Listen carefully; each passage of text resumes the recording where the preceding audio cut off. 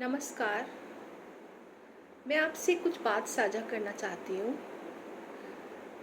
कि समाज में आजकल देखा जा रहा है कि बुज़ुर्गों का हमेशा कहीं न कहीं अपमान हो रहा है और केवल अपने स्वार्थ के लिए लोग बाग जीना चाहते हैं, लेकिन गलत बात है। बच्चे जब होते हैं तो माँ-बाप उसके लिए कितना करते हैं, सारी ज़िंदगी बच्चों के लिए करते रहते हैं। उनकी देखभाल करते हैं, उनका ध्यान रखते हैं।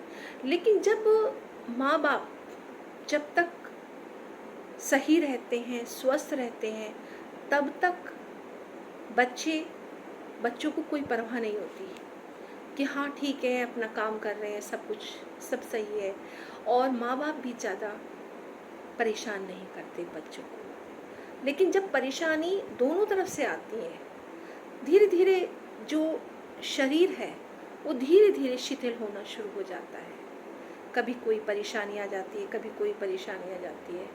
तो उन परेशानियों को दूर करने के लिए केवल एक सहारा होता है, वो होता है हमारा बच्चा, हमारा बेटा या बेटी, बहू, जो कोई भी है हमारे परिवार में। लेकिन जब हम उनकी तरफ देखते हैं तो वो शायद उनके अंदर एक अपनापन ख़त्म हो चुका होता है और उनको बोझ लगने लगते हैं बुज़ुर्ग। तो मैं जो हूँ आप लोगों से यही कहना चाहती हूँ, चाहे गाँव में हो, शहर में हो, आपकी सोसाइटी में हो, कॉलोनी में हो, आप अपने बुज़ुर्गों को देखो कि बुज़ुर्ग का अपमान, बुज़ुर्ग जो है अपने सहनशीलता कितना सहन कर रहे हैं उस चीज़ को, क्योंकि केवल उनका भोजन ही काफ़ी नहीं है कि आप भोजन करा रहे हो उनको और आप उनको अच्छे कपड़े दे रहे हो, नहीं। केवल एक साथ भी ज़रूरी होता है, अपनापन ज़रूरी होता है। कई बार मैं हर जगह देखती हूँ कि बुज़ुर्ग को एक अपनापन नहीं मिल पा रहा है, जिससे कि वो धीरे-धीरे करके अपने परिवार से अलग हो जाते हैं। वो खुद ही अलग हो जाते हैं और कभी-कभी ऐसी भी अवस्था आ जाती है कि वो अपने आप ही वृद्धाश्रम चले जाते हैं, क्योंकि वो चाहते नहीं हैं, लेकिन आप उनको करवा देते हो इस तरह से।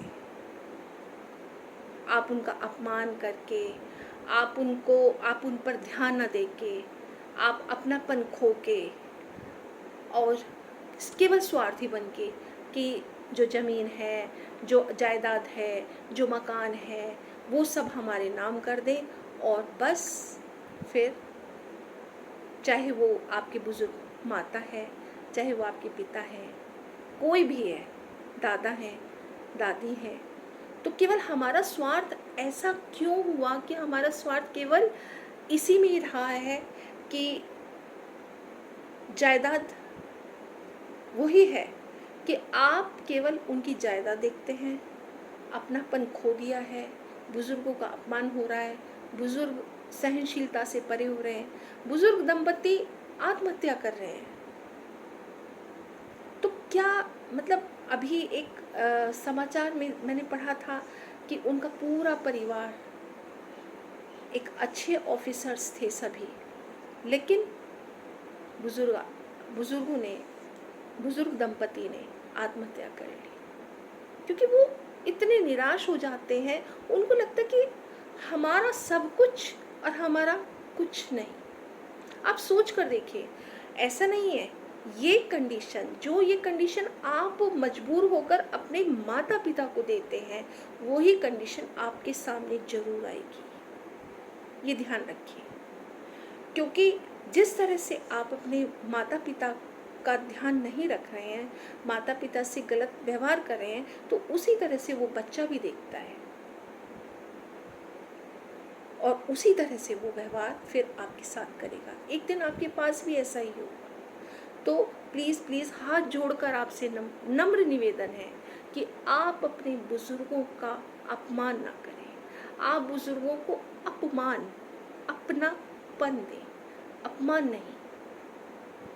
अगर आप 2 रोटी की जगह उनको 1 रोटी भी देते हैं और वो बड़े प्यार से देते हैं, आप उनको 2 कपड़ों की जगह आप उनको 1 जोड़ी कपड़े भी देते हैं, वो रह लेंगे, लेकिन उनको अपनापन चाहिए।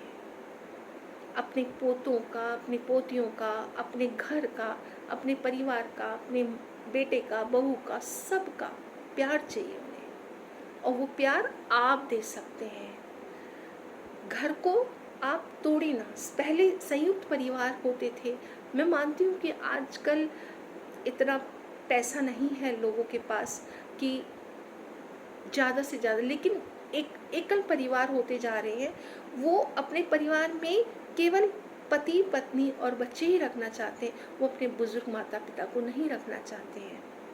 लेकिन बुजुर्ग माता पिता आपके लिए बोझ ना हो। और मैं बुजुर्ग जो भी मेरी बात सुन रहे हैं, बुजुर्ग माता पिता जो भी मेरी बात सुन रहे हैं, वो भी वो ध्यान रखें कि जो आपकी पैतृक संपत्ति है, आपका घर है, अपना घर है, अपना मकान है, चाहे वो आपके नाम है, चाहे वो आपकी पत्नी के नाम है, चाहे आपकी जो जायदाद है, आप हमेशा अपने पास रखें, क्योंकि वही आपके काम आएगी।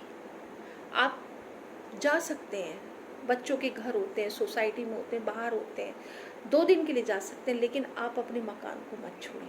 आप अपने मकान को मत बेचें, आप अपनी जमीन जायदाद को ना बेचें।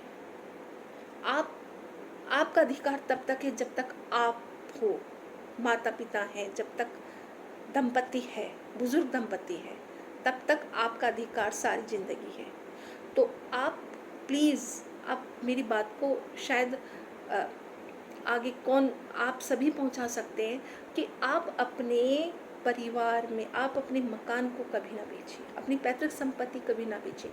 गांव में रह रहे हैं तो अपने मकान को कभी ना बेचिए, शहर में रह रहे हैं तो अपने मकान को कभी ना बेचिए, अपनी ज़मीन जायदाद को ना बेचिए। बाहर बच्चे नौकरी करने जा रहे हैं, कोई बात नहीं, उनको जाने दो। बच्चे कहते हैं कि हाँ, कि इस तरह से मकान बेच दो या हमें इतना पैसा चाहिए, कुछ नहीं, नहीं,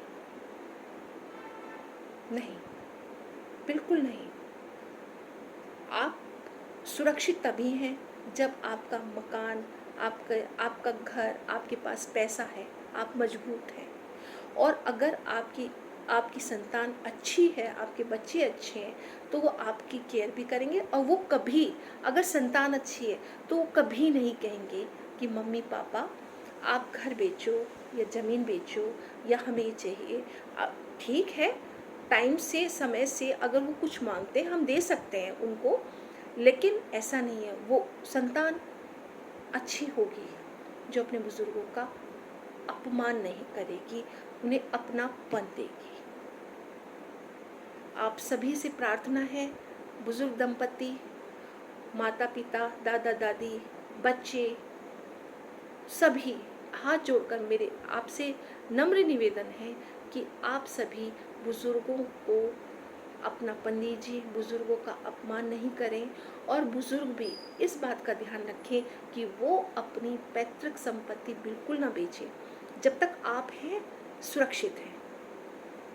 धन्यवाद।